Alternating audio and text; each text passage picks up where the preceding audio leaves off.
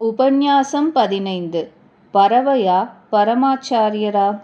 திருவாய்மொழியில் தூது பதிகங்கள் 4 கடைசியான தூது பதிகம் எங்கானலகங்கழிவாய் என்பது. அதில் முதற்பாட்டில் 4ஆம் அடி நுங்கால்கள் என்தலைமேல் கெழுமீரோ நுமரோடே என்பதாம். செங்கால மடனாரையை தூதுவிட்டு மீண்டு வந்து தமது திருமுடியின் மீது காலை வைக்கும் படி வேண்டுகிறரிதில் இங்கே ஒரு இதிகாசம் நினைவூட்டுகிறோம். ஆழ்வார் தூதுவிடுகிற பறவைகள் இன்னார் என்பதை கையும் காலும் கொண்டு அறியலாம் என்று நம்பிள்ளை திருவடிகளில் ஒருவர் சாதிப்பராம்.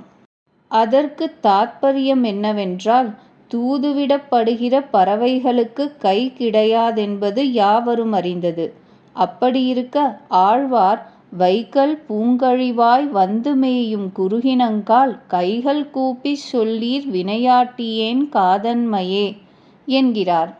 மேலும் அப்பதிகம் தன்னிலேயே புணர்த்த கையினராய் அடியேனுக்குப் போற்றுமினே என்கிறார். இங்கனே கைகளைப் பற்றி சொல்வதனால் என்ன அறிகிறோம்? கையில்லாத பறவைகளை ஆழ்வார் நெஞ்சாலும் நினைத்திலர்.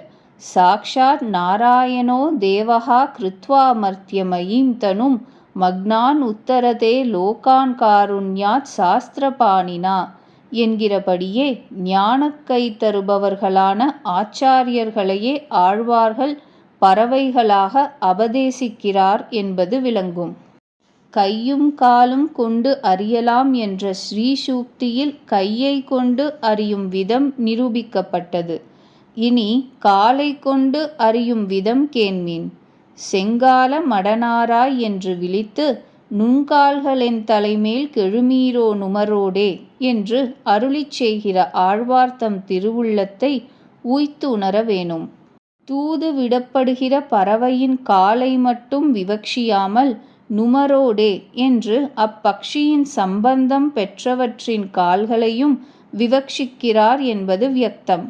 ஆபஸ்தம்ப சூத்திரத்தில் ஆச்சாரியவத் ஆச்சாரியதாரேஷு ஆச்சாரியபுத்ரேச்ச விருத்திஹி உச்சிஷ்டாச்சனவர்ஜம் என்று கூறப்பட்டுள்ளது.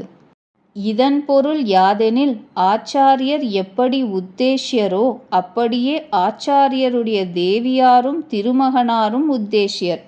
ஆனால் போனகம் செய்த சேடம் மட்டும் ஆச்சாரியரிடத்தில் மாத்திரமே கொள்ளத்தக்கது என்பதாம். இதனால் இங்கு நுமரோடே என்றதன் கருத்து விளங்கிற்றல்லவா? ஆச்சாரியர் தூத கிருத்தியம் செய்தருளி எம்பெருமானோடே தன்னை சேர்ப்பித்தால் கைமாறாக அவருடைய திருவடிகளையும் அவருடைய பத்னி புத்திரர்களின் திருவடிகளையும் வணங்குகிறேன் என்று அருளிச் செய்ததாய் ஆயிற்று. இதுதான் காலை கொண்டு உணரும்படி. இங்கு பிராசங்கிகமாக கூற வேண்டிய விஷயங்களை காரிமாறன் தூதும் காளிதாசன் தூதும் என்கிற மேலே வரும் உபன்யாசத்தில் கண்டுகொள்க.